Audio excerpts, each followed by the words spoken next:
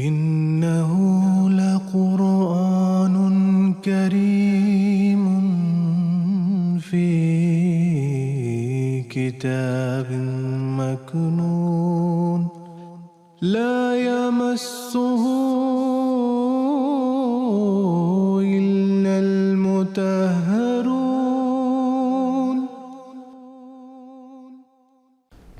اعوذ باللہ من الشیطان الرجیم بسم اللہ الرحمن الرحیم۔ ناظرین کرام السلام علیکم ورحمۃ اللہ وبرکاتہ۔ ناظرین کرام، تفسیر کبیر سے درس کی سیریز کا ایک اور ایپیسوڈ لے کر ہم آپ کی خدمت میں ایک بار پھر حاضر ہیں۔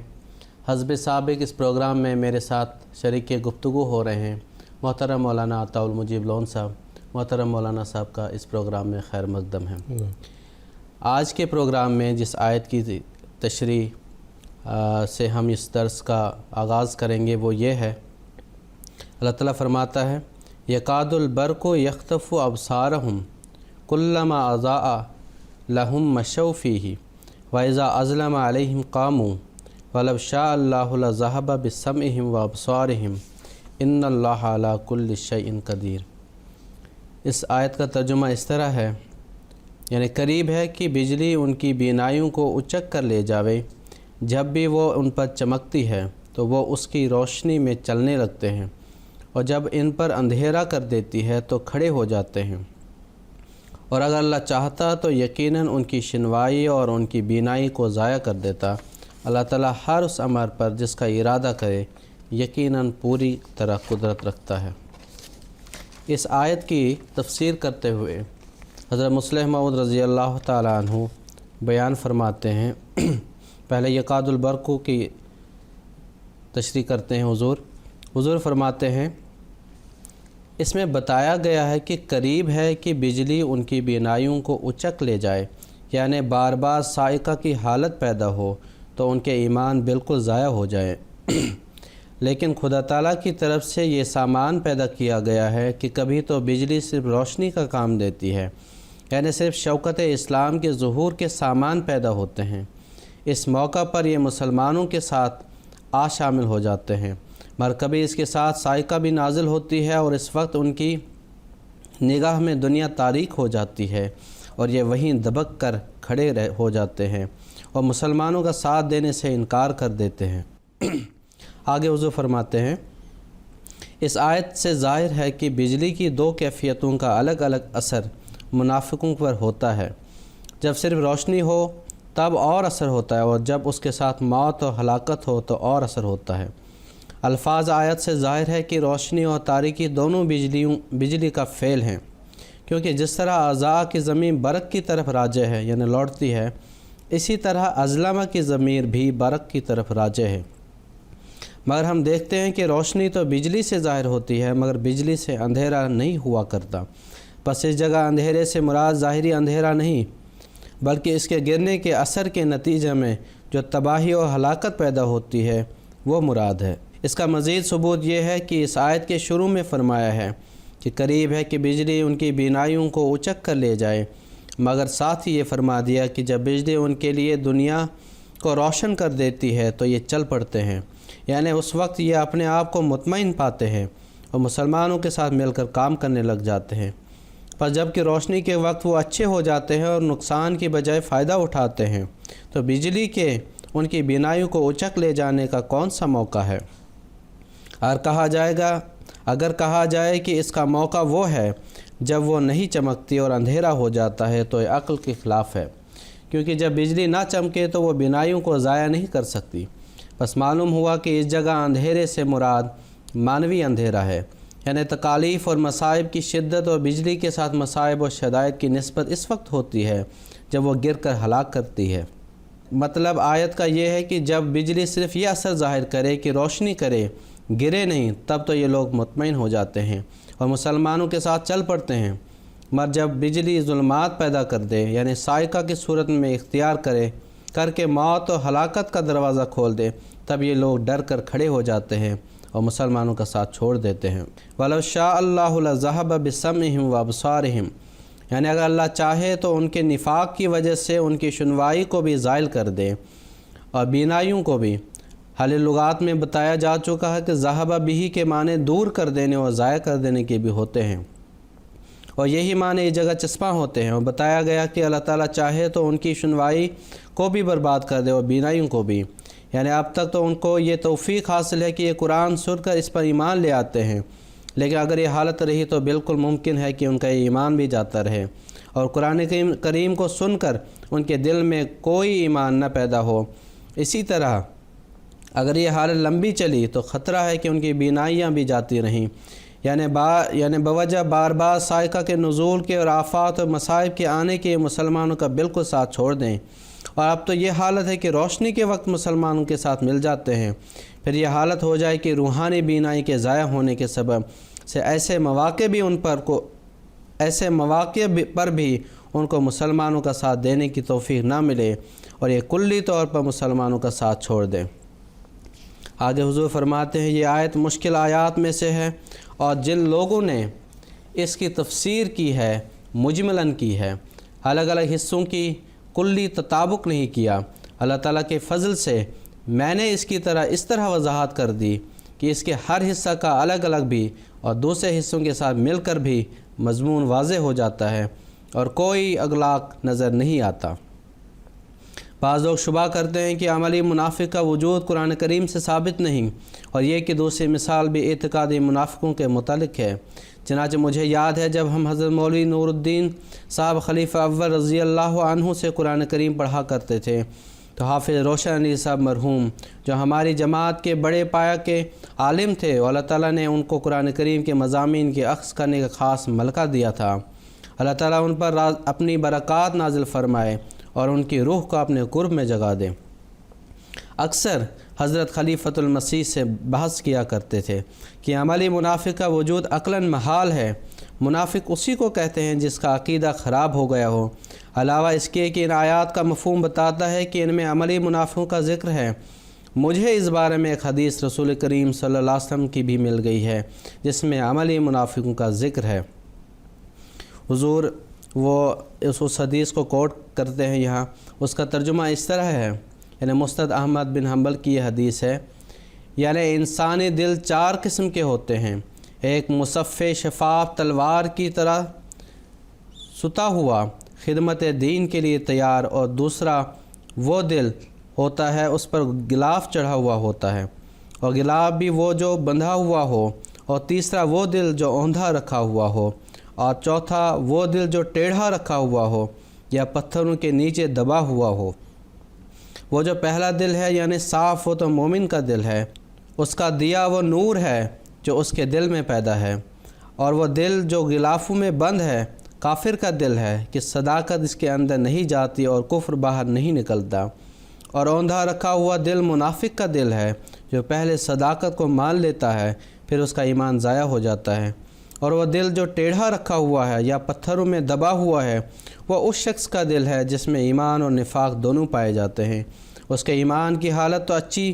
سبزی کے مشابہ ہے جسے پاک پانی مل رہا ہو، اور اس کے نفاق کی حالت ایک زخم کی سی ہے جسے پیپ اور خون خراب کر رہا ہو۔ پھر ان دونوں سے جو حالت غالب آ جائے وہ اسی گروہ میں شامل ہو جاتا ہے۔ حضور فرماتے ہیں اس حدیث سے ثابت ہے کہ ایک منافق وہ ہوتا ہے جو ایمان کے لحاظ سے تو مسلمانوں میں شامل ہوتا ہے مگر عملی لحاظ سے اس میں کمزوریاں ہوتی ہیں۔ اگر اس کی ایمانی حالت غالب آ جائے تو وہ مومن ہو جاتا ہے، اور نفاق کی حالت غالب آ جائے تو پورا منافق ہو جاتا ہے، یعنی ایمان ضائع ہو جاتا ہے۔ یہ مضمون آیات مذکورہ بالا کی تشریح ہے، کیونکہ ان آیات میں بھی بتایا گیا ہے کہ ایسے ایک شخص کی روحانی شنوائی اور بینائی باطن نہیں ہوئی، لیکن اگر یہ حالت دیر پا رہی تو ضائع ہونے کا خطرہ ہے۔ جی آگے حضور رضی اللہ تعالیٰ عنہ نے یہ بات بیان فرمائی ہے کہ ان آیات میں مومنوں کو مصائب برداشت کرنے اور قربانیاں دینے کی طرف بھی توجہ دلائی گئی ہے۔ چنانچہ حضور فرماتے ہیں کہ ان آیات نے مومن کو بہت ہوشیار کیا ہے۔ ان میں بتایا گیا ہے کہ خدا تعالیٰ کی طرف سے جب بھی کوئی ہدایت آتی ہے اس کے ساتھ شروع میں بہت سی تکالیف، بہت سی مشکلات اور مصیبتیں لپٹی ہوئی ہوتی ہیں۔ دین کا راستہ پھولوں کی سیج نہیں ہوتا بلکہ خاردار جنگلوں میں سے گزر کر انسان گوہر مراد کو پاتا ہے۔ بس اگر ایمان چاہو تو ان مصائب کو برداشت کرنا پڑے گا اور وہ قربانیاں ضرور دینی پڑیں گی جو اس مراد کے حصول کے لیے مقرر کی گئی ہیں۔ جو شخص ایمان لینا چاہے لیکن قربانیاں پیش نہ کرنا چاہے وہ بیوقوف ہے اور نفاق کی راہ سے خدا تعالیٰ کو پانا چاہتا ہے، وہ اپنے مقصد میں کبھی کامیاب نہیں ہو سکتا۔ اگر صداقت کے متلاشی اس گر کو سمجھ لیں تو ان کی کامیابی یقینی ہے، ورنہ خیالی پلاؤ پکانے والے ثابت ہوں گے اور خدا تعالیٰ کے فضل کو جذب کرنے کی بجائے اس کے غضب کو اپنے اوپر وارد کر لیں گے، الیاذ باللہ۔ آگے حضور فرماتے ہیں ان اللہ علی کل شیء قدیر۔ اس میں یہ بتایا کہ کمزور ایمان والوں کا ڈر اللہ تعالیٰ پر کامل ایمان نہ ہونے اور اس کی صفات کو پوری طرح نہ سمجھنے کی وجہ سے ہوتا ہے۔ آخر وہ قربانیوں سے کیوں ڈرتے ہیں؟ اسی وجہ سے نہ کہ ایسا نہ ہو کہ کفار کے ہاتھوں ہم دکھ اٹھائیں، حالانکہ اگر انہیں اللہ تعالیٰ کی صفات پر پورا یقین ہو تو وہ کبھی اس شبہ میں مبتلا نہ ہوں۔ اگر ان کو یہ یقین ہو کہ خدا تعالیٰ ہر امر جس کا فیصلہ کرے اس پر قادر ہے تو کفار کی طرف سے کسی خطرہ سے وہ کیوں ڈریں؟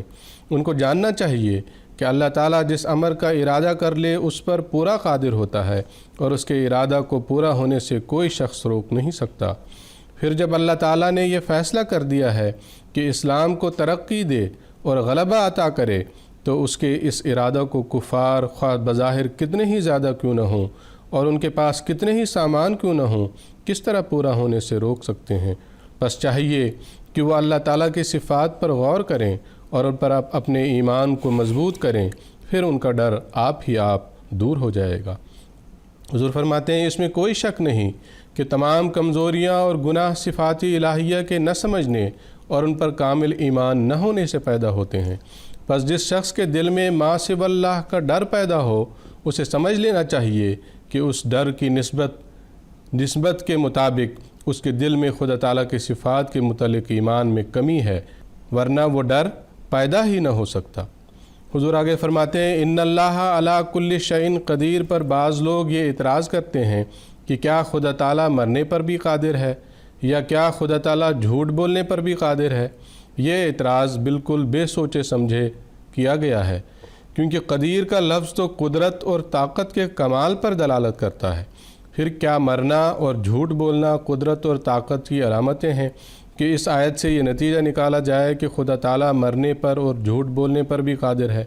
یہ تو ایسا ہی اعتراض ہے جیسے کوئی شخص کہے کہ فلاں شخص بڑا بہادر ہے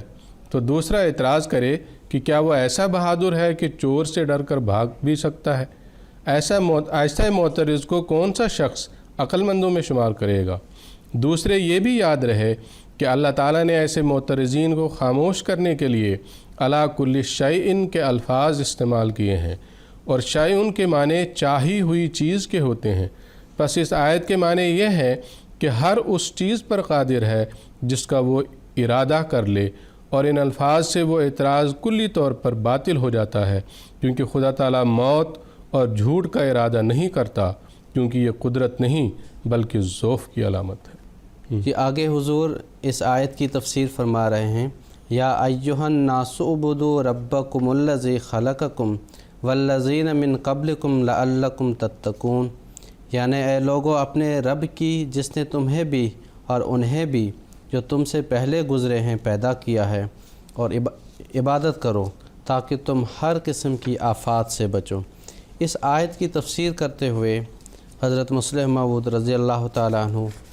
فرماتے ہیں قرآن کریم کی ابتدا اس دعوت سے کی گئی ہے کہ بہترین نسخہ وہی ہو سکتا ہے جو علم کامل رکھنے والی ہستی کی طرف سے تجویز ہو، اور وہ خدا تعالیٰ کی ذات ہے، اور اس نے دنیا کی روحانی تکمیل کے لیے قرآن کریم کا نسخہ تجویز کیا ہے جو نمبر 1 تمام کمالات کا جامع ہے، نمبر 2 تمام قسم کے رائبوں یعنی شک سے یعنی عیوب سے پاک ہے، نمبر 3 کمال کے کسی ایک مقام پر نہیں ٹھہرتا بلکہ جس مقام کا بھی کوئی متقی ہو اسے اس کے اوپر کے درجہ تک پہنچاتا ہے اور غیر متناہی ترقیات کے راستے کھولتا ہے۔ اس کے بعد متقیوں کے لیے جو قرآن کریم کے زمانہ کے لوگوں کے لیے شرائط مقرر کی گئی تھیں وہ بتائیں، اور پھر بتایا کہ اس کلام کا انکار کرنے والوں کا کیا حال ہوگا۔ اس کے بعد ان لوگوں کا حال بتائے جو قرآن کریم کو ظاہر میں مانتے ہیں مگر دل میں سے نہیں مانتے، یا دل سے مانتے تو ہیں لیکن اس کے بتائے ہوئے طریق پر عمل کرنے کے لیے تیار نہیں، اور ان کی نسبت بیان کیا کہ یہ دونوں قسم کے لوگ قرآن کریم سے فائدہ نہیں اٹھا سکتے، کیونکہ قرآن کریم کوئی نیا جتھا بنانے کے لیے نہیں آیا کہ صرف نام اختیار کرنے پر خوش ہو جائے، وہ تو دنیا کی زندگی میں تغیر پیدا کرنے کے لیے آیا ہے، پر جب تک اس کو مان کر اس پر عمل کرنے کی کوشش نہ کی جائے اس سے فائدہ نہیں اٹھایا جا سکتا، اور نہ ایسے لوگوں کو قرآن کریم کے ماننے والوں میں شمار کیا جا سکتا ہے۔ حضور فرماتے ہیں اس اجمالی نقشہ کے بعد تیسرے رکوع میں بنی نوع انسان کو اس طرف توجہ دلائی گئی ہے، چونکہ قرآن کریم متقیوں کو اعلیٰ مقامات پر پہنچاتا ہے، اس لیے تم کو متقی بننا چاہیے تاکہ تم اس کے ساتھ جو فوائد وابستہ ہیں ان سے متمتع ہو سکو، اور اس کا طریق یہ بتائے کہ اپنے رب کی عبادت کرو اور اس سے تم متقی بن جاؤ گے۔ آگے حضور فرماتے ہیں عبادت کے معنی حل لغات میں بتائے جا چکے ہیں کہ کامل تذلل اور اتباع کے ہیں۔ جب تک پوری اتباع نہ ہو اور انسان اپنے نفس کو الہی تأثرات کے قبول کرنے کے قابل نہ بنائے اس کی عبادت نہیں کہلا سکتی۔ جو شخص صرف ظاہری شکل عبادت کی پوری کرتا ہے وہ عابد نہیں کہلا سکتا، کیونکہ اس نے تذلل اور اتباع کا نقشہ نہیں پیش کیا۔ اس آیت میں عبادت کے بارے میں ایک لطیف اور مکمل تعلیم دی گئی ہے، اور عبادت کی تکمیل کے لیے جن امور کی ضرورت ہے وہ سب بیان کیے گئے ہیں، اور یہ بھی بتایا ہے کہ عبادت میں فائدہ کیا ہے۔ ظاہر ہے کہ کامل عبادت کامل تعلق کو چاہتی ہے، اور کامل تعلق کامل احسان سے پیدا ہوتا ہے، اور کامل احسان وہ ہوتا ہے جو اس انسان پر بھی ہو جو عبادت کرتا ہے اور اس کے بزرگوں پر بھی ہو، کیونکہ دنیا میں لوگ مخلصانہ تعلق دو ہی وجہ سے رکھتے ہیں، یا تو اس لیے کہ ان پر احسان کیا جائے یا اس لیے کہ ان کے بزرگوں پر احسان کیا گیا ہو۔ چنانچہ تاریخ سے معلوم ہوتا ہے کہ ہزاروں قربانیاں اس لیے پیش کی گئی ہیں کہ قربانی کرنے والوں کے ماں باپ پر کسی شخص کا احسان تھا، گو خود ان سے کوئی خاص سلوک نہ تھا۔ ہزاروں جانیں ظالم بادشاہوں اور امراء کی خدمت میں اس لیے قربان کی جاتی رہی ہیں کہ ان ظالم بادشاہوں کے آباء نے ان قربانی کرنے والوں کے آباء سے حسن سلوک کیا تھا، پس اولاد نے احسان کے بدلہ کے طور پر باوجود خود مظلوم ہونے کے اپنی جانیں قربان کر دیں تا اس احسان سے ناقدردان نہ قرار دیے جائیں۔ لیکن اگر دونوں قسم کے احسان جمع ہو جائیں تو پھر تو محبت کا جذبہ نہایت شدت سے ابھرتا ہے۔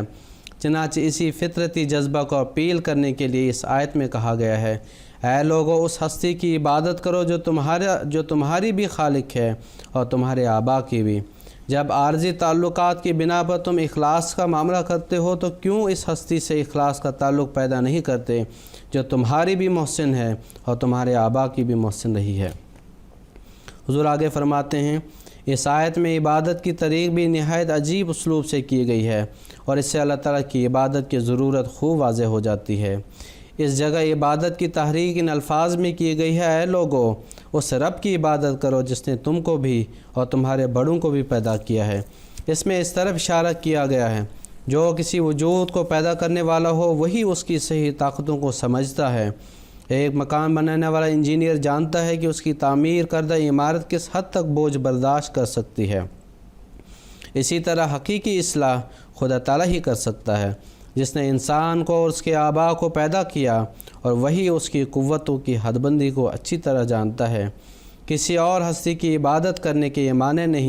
معنی ہیں کہ اپنے آپ کو ایسے ناواقف کے سپرد کر کے تباہ کروایا جائے جو انسان کی قابلیتوں اور اس کی حد بندیوں کو نہیں جانتا۔ پس اصل عبادت جو صرف ظاہری رسوم کا نام نہیں بلکہ روحانی راستہ پر چلنے کا نام ہے، خدا تعالیٰ ہی کی مناسب ہے، کیونکہ وہی جانتا ہے کہ انسان کی قوتیں کیا ہیں اور انہیں کن ذرائع سے بڑھایا اور مکمل کیا جا سکتا ہے۔ اسی آیت کی آگے مزید وضاحت بیان کرتے ہوئے حضور رضی اللہ تعالیٰ عنہ نے اس بات کو بیان فرمایا ہے کہ اس آیت میں یہ بھی بتایا گیا ہے کہ عبادت جو ہے وہ صرف اقرار عبودیت کی خاطر نہیں ہے بلکہ تقویٰ کے حصول کے لیے بھی ہے۔ چنانچہ حضور فرماتے ہیں اس کے بعد عبادت کی وجہ بھی بتا دی کہ عبادت کی غرض صرف اقرار عبودیت نہیں، اگر صرف اقرار عبودیت کسی عبادت کا مقصد ہوتا تب بھی خدا تعالیٰ کے سوا اور دوسرے کسی کی عبادت کرنا گو ظلم ہوتا، مگر اس قدر مضر نہ ہوتا۔ مگر عبادت تو حصول تقویٰ کے لیے کی جاتی ہے، یعنی تکمیل روحانیت کے لیے، اور تکمیل روحانیت وہ ہستیاں کس طرح کر سکتی ہیں جو انسان کی خالق نہیں اور اس کی مخفی طاقتوں اور حد بندیوں سے واقف نہیں، وہ تو اسے مکمل کرنے کی بجائے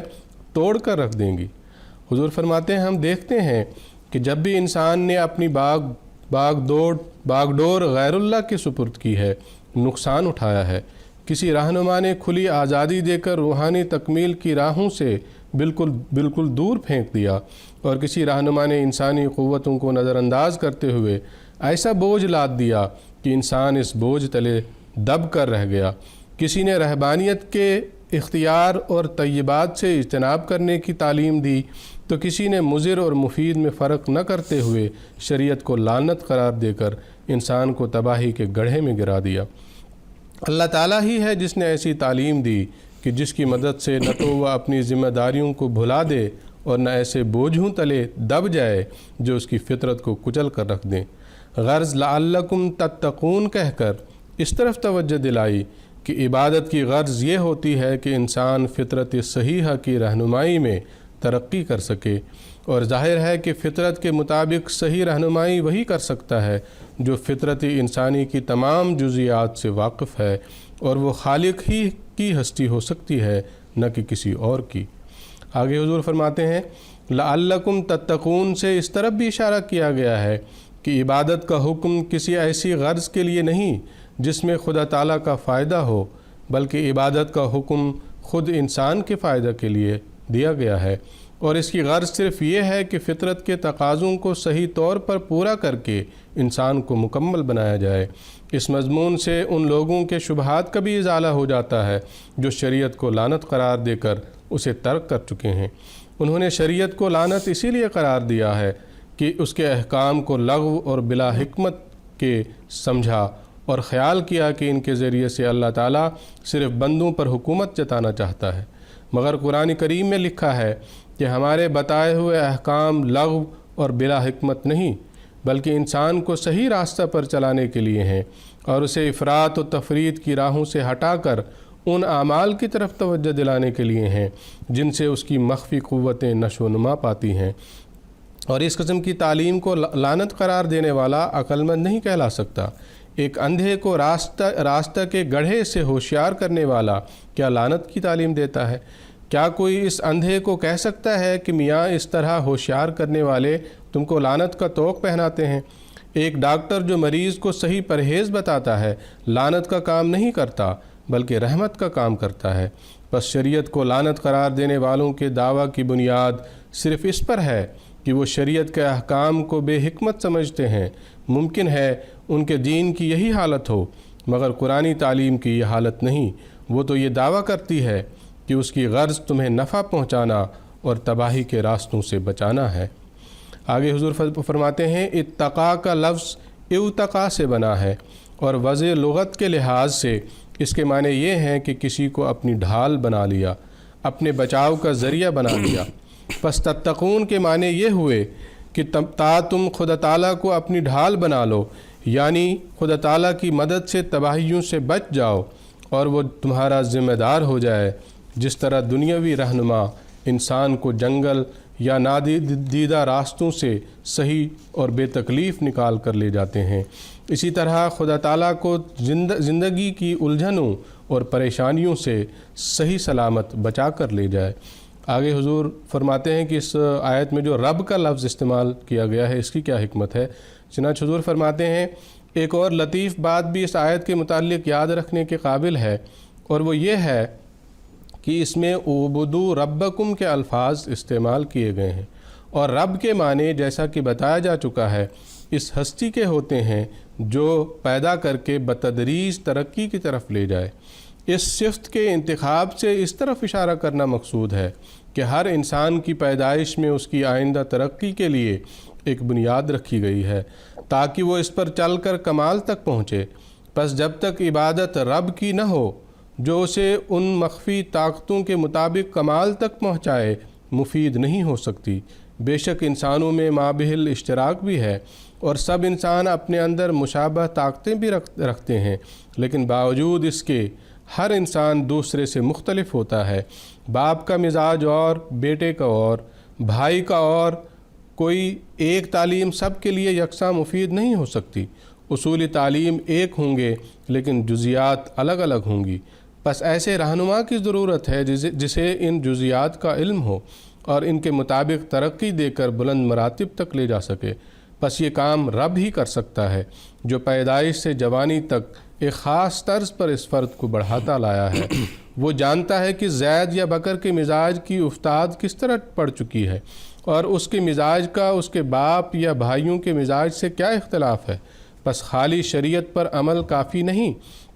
بلکہ اپنے رب سے اخلاص اور محبت کا تعلق بھی ضروری ہے تاکہ وہ خاص رہنمائی کے ذریعے اسے شریعت کی ان جزیات کی طرف رہنمائی کرے جو اس کی ذات کے لیے زیادہ مفید ہیں۔ بے شک شریعت کہتی ہے نماز پڑھو، زکوٰۃ دو، مگر وہ یہ نہیں بتا سکتی کہ اقل ترین نماز، اقل ترین صدقہ کے بعد کون سا عمل ایک شخص کی روحانی ترقی کے لیے زیادہ ضروری ہے۔ یہ ہدایت تو ہر شخص کو الگ الگ ہی مل سکتی ہے اور رب کی طرف سے ہی مل سکتی ہے۔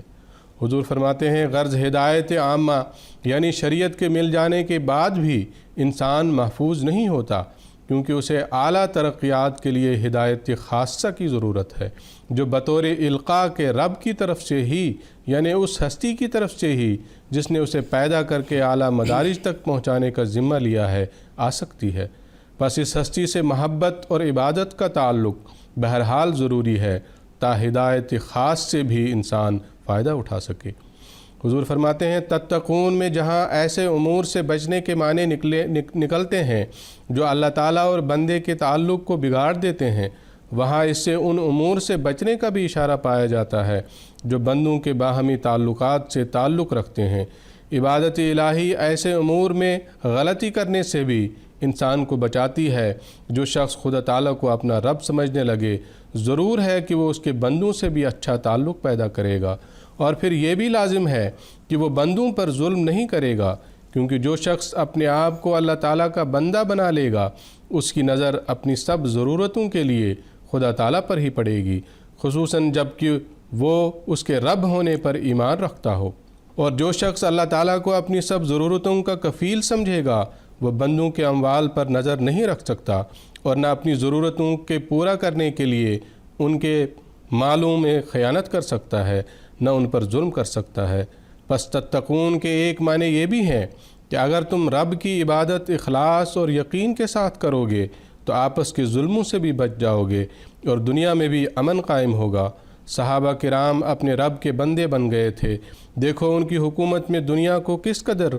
امن ملا، حتیٰ کہ دشمن تک ان کے نزدیک ان کے نیک سلوک کے معترف ہوئے، اور آج تک ابو بکر اور عمر رضی اللہ عنہما کی حکومت کی یاد لوگوں کے دلوں میں تازہ ہے۔ حضرت عثمان اور حضرت علی رضی اللہ عنہما کی حکومت بھی ایسی ہی تھی، مگر چونکہ ان کے بارے میں اختلاف ہوا ہے میں نے ان کا ذکر نہیں کیا۔ سچ بات یہی ہے کہ دنیا میں امن رب کا بندہ بن جانے کے بغیر قائم نہیں ہو سکتا۔ اگر یورپ خدا کا بندہ بن جاتا تو آج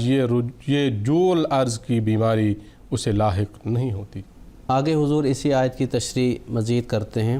حضور خلق کے لفظ سے ایک استدلال کرتے ہیں۔